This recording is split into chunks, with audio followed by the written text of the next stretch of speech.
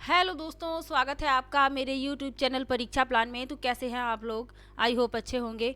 तो जैसा कि आप लोगों को पता है कि यूपी टेट के प्रीवियस ईयर के ईवीएस के क्वेश्चन मैं सॉल्व करवा रही हूँ। पिछले वीडियो में मैंने जनवरी 2022 वाला पेपर लिया था, यानी जो पेपर जनवरी 2022 में हुआ था।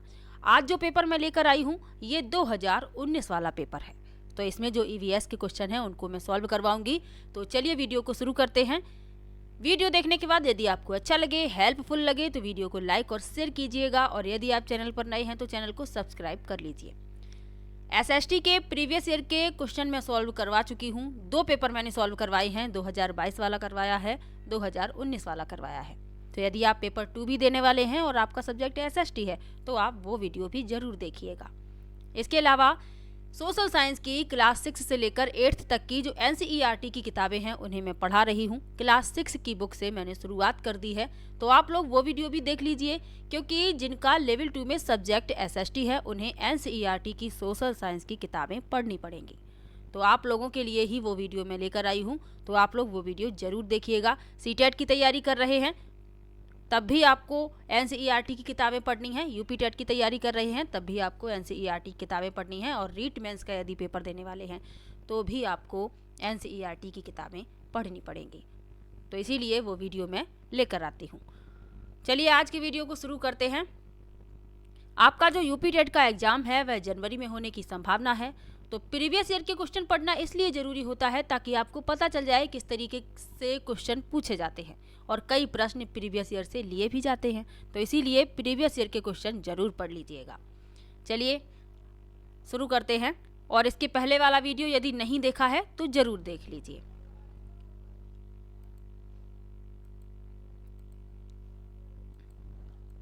पहला प्रश्न दिया गया है, भारत में महिलाओं के लिए आरक्षण की व्यवस्था कहाँ है? पहला विकल्प है लोकसभा में, दूसरा है मंत्रिमंडल में, तीसरा है विधानसभा में, और चौथा है पंचायती राज संस्थाओं में। तो भारत में महिलाओं के लिए आरक्षण की व्यवस्था कहाँ की गई है, ये पूछा गया है। तो भारत में महिलाओं के लिए आरक्षण मुख्य रूप से पंचायती राज संस्थाओं में है, जहां 73वें संवैधानिक संशोधन के तहत कम से कम 33% सीटों का आरक्षण अनिवार्य है। और ये भी याद रखना है कि कुछ राज्यों ने इसे बढ़ाकर 50% भी कर दिया है, तो ये भी आप याद रखिएगा। इसमें आपका चौथा विकल्प सही हो जाएगा, पंचायती राज संस्थाओं में। चलिए आगे बढ़ते हैं, अगले प्रश्न पर चलते हैं। अगला प्रश्न है, किसी राज्य के राज्यपाल की नियुक्ति के लिए कम से कम क्या उम्र होनी चाहिए? पहला विकल्प है 35 वर्ष, दूसरा है 50 वर्ष, तीसरा है 45 वर्ष, और चौथा है 30 वर्ष।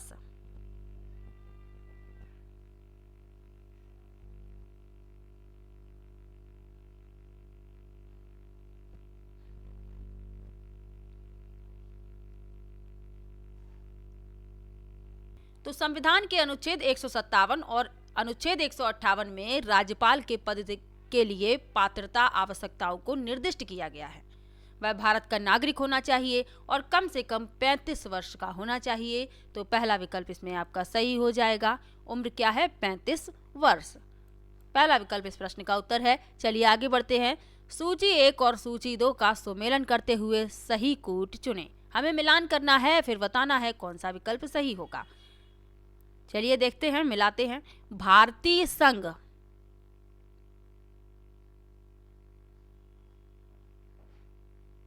तो भारतीय संघ प्रधानमंत्री। राज्य, राज्य का संबंध राज्यपाल से। नगर निगम का संबंध मेयर से, और ग्राम पंचायत का सरपंच से। तो आप देखेंगे इसमें आपका कौन सा विकल्प सही होगा। ए का ए होना चाहिए, और बी का सी, सी का डी, और डी का बी, यानी कि आपका जो दूसरा विकल्प है यही इस प्रश्न का उत्तर हो जाएगा। चलिए आगे बढ़ते हैं। अनुच्छेद 356 का प्रथम आयोग कब और कहां हुआ? पहला विकल्प है बिहार 1958, दूसरा है जम्मू और कश्मीर 1956, तीसरा है केरल 1959, और चौथा है मध्य प्रदेश 1957। तो अनुच्छेद 356 का प्रथम प्रयोग कब और कहां हुआ, ये पूछा गया है। तो अनुच्छेद 356 का प्रथम प्रयोग हुआ केरल 1959 में। अब ऑप्शन में यदि पंजाब होता तब पंजाब सही होता, क्योंकि राष्ट्रपति शासन प्रथम बार पंजाब में लगाया गया था। जो अनुच्छेद 356 है इसे राष्ट्रपति शासन के रूप में भी जाना जाता है, ये भी आपको याद रखना है। तो अनुच्छेद 356 जो है इसमें भारतीय संविधान के अनुच्छेद 356 में राज्य में संवैधानिक विफलता के मामले में प्रावधान शामिल है। तो इसमें पंजाब तो ऑप्शन नहीं है। ऑप्शन के अनुसार जब हम देखते हैं तो आपका तीसरा विकल्प सही हो जाता है, केरल।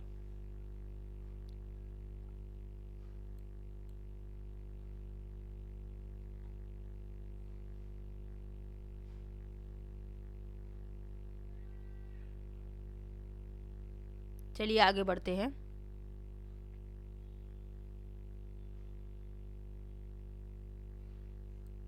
आप ये भी याद रखिएगा, यदि आपसे पूछ लिया जाए कि पंजाब में राष्ट्रपति शासन कब लगा था, 1951 में लगा था। सर्वप्रथम पंजाब में ही लगा था।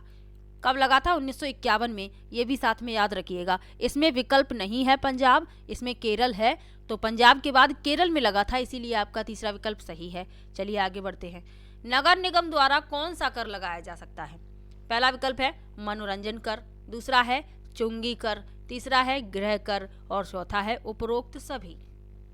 तो नगर निगम एक शहरी स्थानीय निकाय है। अब इसमें पूछा गया है कि कौन सा कर लगाया जा सकता है, तो मनोरंजन कर भी लगाया जाता है, चुंगी कर भी लगाया जाता है, गृह कर भी लगाया जाता है। तीनों ही सही हैं। चौथा विकल्प इसमें सही हो जाएगा, उपरोक्त सभी। चलिए आगे बढ़ते हैं। पूर्वा अधिवास, पूर्वा किस अधिवास में शामिल है? पहला विकल्प है अपखंडित, दूसरा है रेखीय, तीसरा है ग्रामीण और चौथा है नगरीय।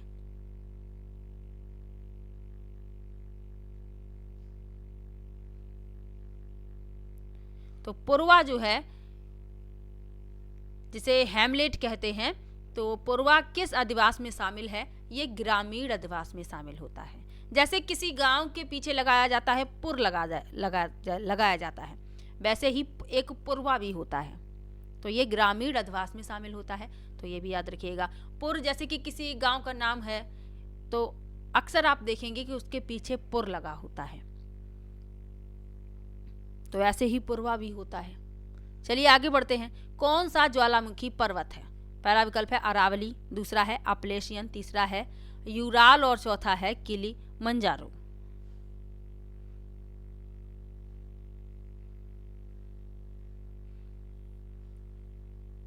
तो कौन सा ज्वालामुखी पर्वत है? किलिमंजारो। चौथा विकल्प इसमें सही हो जाएगा। किलिमंजारो जो है ये तंजानिया में स्थित एक निष्क्रिय ज्वालामुखी है, ये भी याद रखिएगा।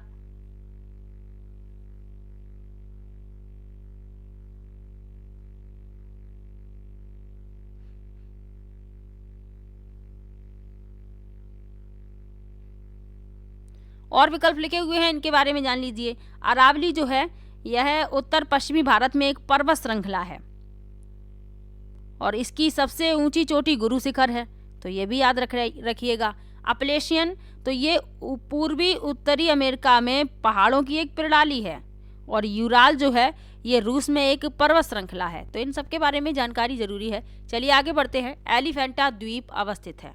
पहला विकल्प है कच्छ तट पर, दूसरा है मुंबई तट पर, तीसरा है गोवा तट पर और चौथा है गंगा डेल्टा। तो एलिफेंटा द्वीप अवस्थित है मुंबई तट पर। दूसरा विकल्प इसमें सही हो जाएगा। चलिए आगे बढ़ते हैं। मानसूनी वन पाए जाते हैं जहां वर्षा होती है। पहला है 70 से 200 सेंटीमीटर, दूसरा है 50 से 150 सेंटीमीटर, तीसरा है 150 से 200 सेंटीमीटर और चौथा है 70 से 100 सेंटीमीटर।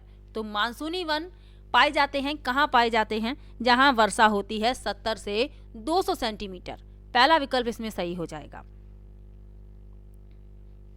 इन्हें उष्णकटिबंधीय पर्णपाती वन भी कहा जाता है, ये भी याद रखिएगा। ये भारत में सबसे व्यापक वन है, ये भी आपको याद रखना है। चलिए आगे बढ़ते हैं। कार्बी एंगलोंग पठार विस्तार है? पहला है प्रायद्वीपीय पठार का, दूसरा है तिब्बत का, तीसरा है हिमालय का और चौथा है शान पठार का। तो कार्बी एंगलोंग पठार ये विस्तार है प्रायद्वीपीय पठार का। पहला विकल्प इसमें सही हो जाएगा। चलिए आगे बढ़ते हैं। निम्न में से कौन सा अचल जीव का उदाहरण है? पहला है यूपलैक्टेला, दूसरा है काइटन, तीसरा है लीच और चौथा है इक्नस। तो अचल जीव का उदाहरण पूछा गया है, स्थानबद्ध जीव का, तो वह है यूपलैक्टेला। पहला विकल्प इसमें सही हो जाएगा। इस तरह के जो जानवर होते हैं ये मुख्य रूप से स्थिर होते हैं। इनमें आत्मनियंत्रण की क्षमता का अभाव होता है। इन्हें भोजन प्राप्त करने के लिए पानी के माध्यम से स्थानांतरित करने के लिए बड़ी मात्रा में ऊर्जा का खर्च नहीं करना पड़ता, क्योंकि ये स्थिर होते हैं।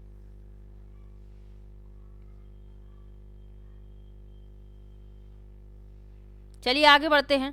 पहला विकल्प इसमें सही है। प्रोटीन अणुओं की इकाई है। पहला विकल्प है ग्लूकोज, दूसरा है अमीनो अम्ल, तीसरा है वसा अम्ल और चौथा है विटामिन। तो प्रोटीन अणुओं की इकाई क्या है? अमीनो अम्ल। दूसरा विकल्प इसमें सही हो जाएगा। अमीनो अम्ल क्या है? ये कार्बनिक यौगिक हैं जो प्रोटीन बनाने के लिए गठबंधन करते हैं। ये हार्मोन और न्यूरोट्रांसमीटर के संश्लेषण जैसी महत्वपूर्ण प्रक्रियाओं के लिए आवश्यक हैं। चलिए आगे बढ़ते हैं। अगला प्रश्न दिया गया है, निम्न में से कौन सा अंगक पादप कोशिकाओं में अनुपस्थित होता है? पहला है सेलुलोज कोशिका भित्ति, दूसरा है रिक्तिकाएं, तीसरा है लवक और चौथा है तारककाय। तो पादप कोशिकाओं में जो अनुपस्थित होता है वह हमें बताना है। तो पादप कोशिकाओं में अनुपस्थित होता है सेंट्रोसोम यानी कि तारककाय। चौथा विकल्प इस प्रश्न का उत्तर हो जाएगा। जो सेंट्रोसोम होते हैं ये पशु कोशिकाओं के लिए मुख्य सूक्ष्म नल का आयोजन केंद्र के रूप में काम करते हैं। ये पादप कोशिकाओं में अनुपस्थित होते हैं, ये आपको याद रखना है। चलिए आगे बढ़ते हैं।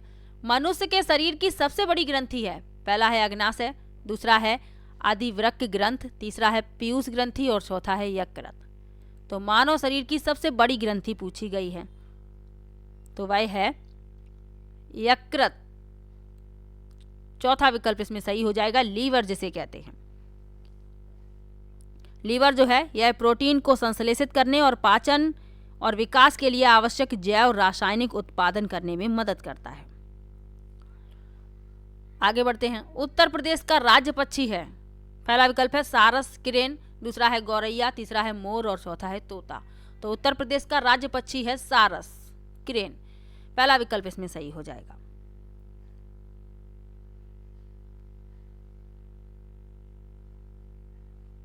चलिए आगे बढ़ते हैं। निम्नलिखित में से किस प्रदेश में रेंडियर पाया जाता है? पहला विकल्प है टुंड्रा प्रदेश, दूसरा है मानसून, तीसरा है गर्म स्थल और चौथा है टैगा। तो रेंडियर कहाँ पाए जाते हैं?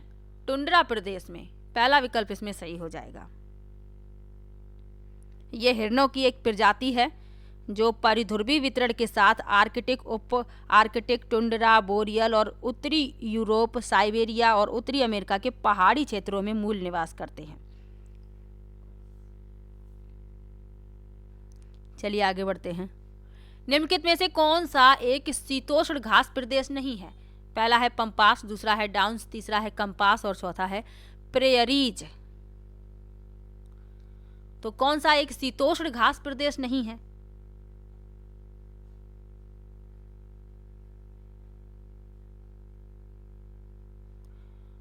तो शीतोष्ण घास प्रदेश नहीं है कंपास।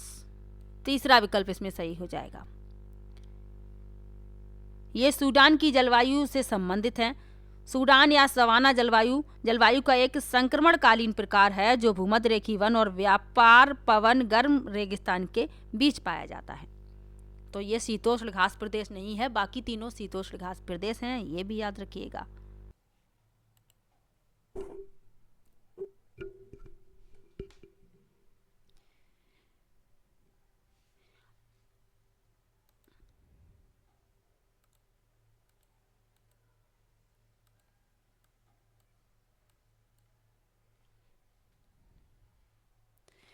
अब ये घास के मैदान कहाँ पर हैं, यानी किस क्षेत्र में हैं, ये भी आपको पता होना चाहिए। तो जो पंपास है ये कहाँ पर है? ये अर्जेंटीना में है। डाउन्स कहाँ पर हैं? ये ऑस्ट्रेलिया में है। कंपास कहाँ पर है? ब्राज़ील में। और प्रेरीज कहाँ पर हैं? ये हैं उत्तरी अमेरिका में। तो ये भी साथ में याद रखिएगा। चलिए आगे बढ़ते हैं। जनसंख्या के आकार के अनुसार बृहत्तम महाद्वीप है, यानी सबसे बड़ा महाद्वीप पूछा गया है। पहला विकल्प है यूरोप, दूसरा है एशिया, तीसरा है उत्तरी अमेरिका और चौथा है अफ्रीका।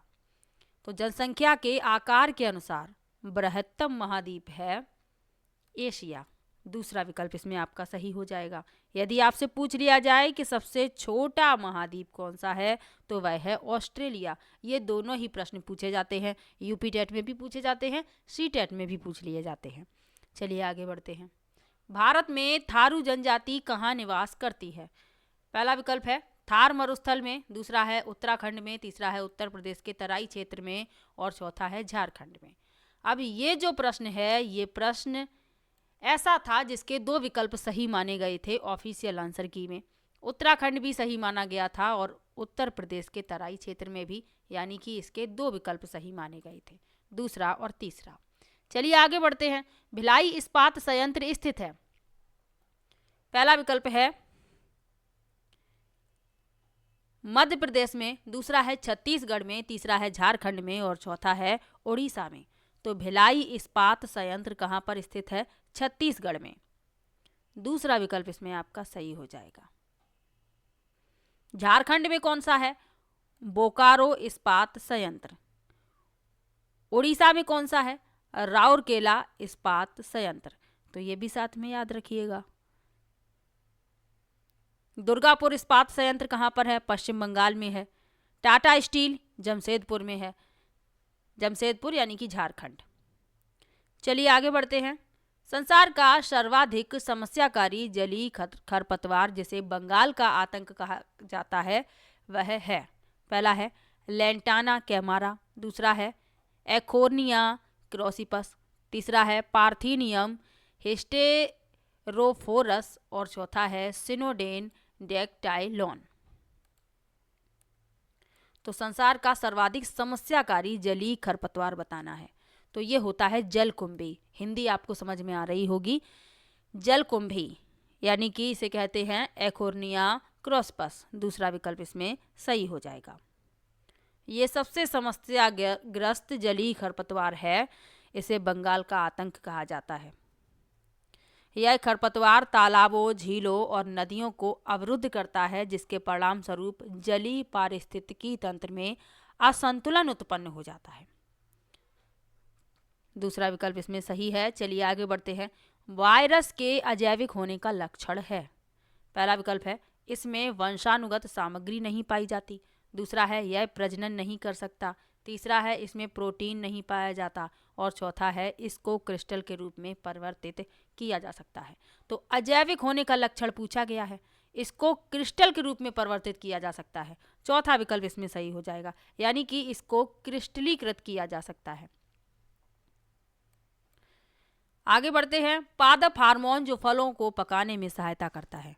पहला है ऑक्सिन, दूसरा है साइटोकाइनिन, तीसरा है जिब्रेलिन और चौथा है एथिलीन। तो पादप हार्मोन जो फलों को पकाने में सहायक है वह है एथिलीन। चौथा विकल्प इसमें सही हो जाएगा। एथिलीन जो है ये मनुष्यों के लिए हानिकारक या विषाक्त नहीं होता है, इसीलिए ये फलों को पकाने में सहायक माना गया है। चौथा विकल्प इसमें सही हो जाएगा। और ये प्राकृतिक हार्मोन भी है। और विकल्प लिखे हुए हैं, इनके बारे में भी जान लीजिए। ऑक्सिन यह हार्मोन पौधों की वृद्धि को नियंत्रित करता है। साइटोकाइनिन तो यह स्वाभाविक रूप से ऑक्सिन के साथ समन्वय में काम करता है और कोशिका विभाजन और विकास में मदद करता है।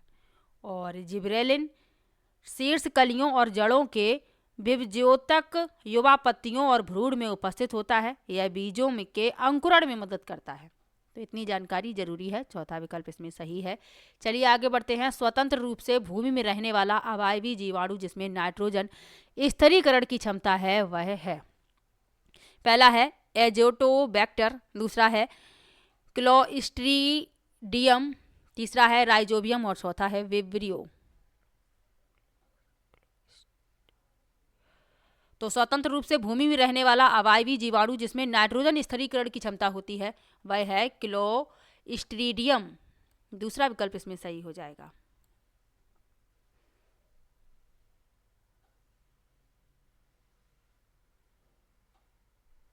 चलिए आगे बढ़ते हैं। किस प्रकार का डीएनए कोशिका में सामान्य रूप से पाया जाता है? पहला है ए डीएनए, दूसरा है बी डीएनए, तीसरा है सी डीएनए और चौथा है जेड डीएनए। तो कोशिका में सामान्य रूप से पाया जाता है बी डीएनए। दूसरा विकल्प इसमें सही हो जाएगा। ये कोशिका के भीतर पाया जाता है और बी डीएनए में दोहरी कुंडलित संरचना होती है, ये भी याद रखिएगा। अगला प्रश्न है, सन 1853 में भारत की पहली यात्री ट्रेन चली थी, कहाँ से कहाँ तक चली थी ये पूछा गया है। पहला है बम्बई से पुणे के बीच, दूसरा है कलकत्ता से अलीपुर के बीच, तीसरा है बम्बई से थाड़े के बीच और चौथा है कलकत्ता से दमदम के बीच। तो 1853 में भारत की पहली यात्री ट्रेन चली थी बम्बई से थाड़े के बीच।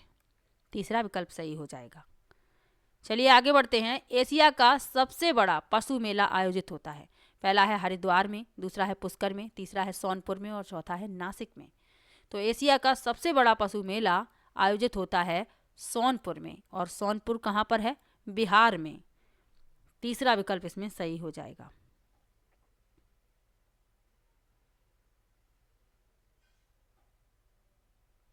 चलिए आगे बढ़ते हैं। राष्ट्रीय एकता परिषद की स्थापना हुई कब हुई ये पूछा गया है। पहला है 1951, दूसरा है 1971, तीसरा है 1961 और चौथा है 1981।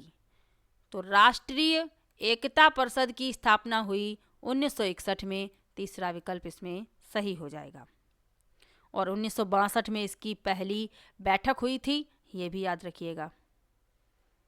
और क्यों की गई एकता परिषद की स्थापना? तो भारत में सांप्रदायिकता और क्षेत्रवाद की समस्याओं को दूर करने के लिए तत्कालीन प्रधानमंत्री पंडित जवाहरलाल नेहरू द्वारा राष्ट्रीय एकता परिषद की स्थापना की गई।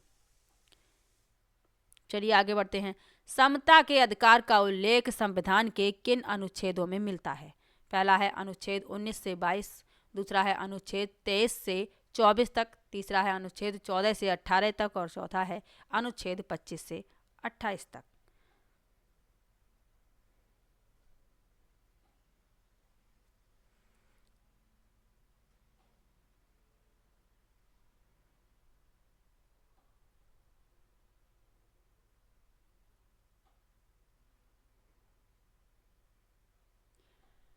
तो मौलिक अधिकारों की संख्या कितनी है? 6 मौलिक अधिकार हैं। कौन कौन से? समानता का अधिकार, तो ये है अनुच्छेद 14 से 18 में। स्वतंत्रता का अधिकार अनुच्छेद 19 से 22 में है। शोषण के विरुद्ध अधिकार अनुच्छेद 23 और 24 में। धार्मिक स्वतंत्रता का अधिकार अनुच्छेद 25 से 28 में। संस्कृति और शिक्षा का अधिकार अनुच्छेद 29 से 30 में और संवैधानिक उपचारों का अधिकार अनुच्छेद 32 में। अब इसमें समता का अधिकार पूछा गया है, यानी समानता का अधिकार। तीसरा विकल्प सही हो जाएगा, अनुच्छेद 14 से 18। चलिए आगे बढ़ते हैं। किस देश में लचीला संविधान लागू है? पहला विकल्प है भारत, दूसरा है अमेरिका, तीसरा है चीन और चौथा है यूनाइटेड किंगडम।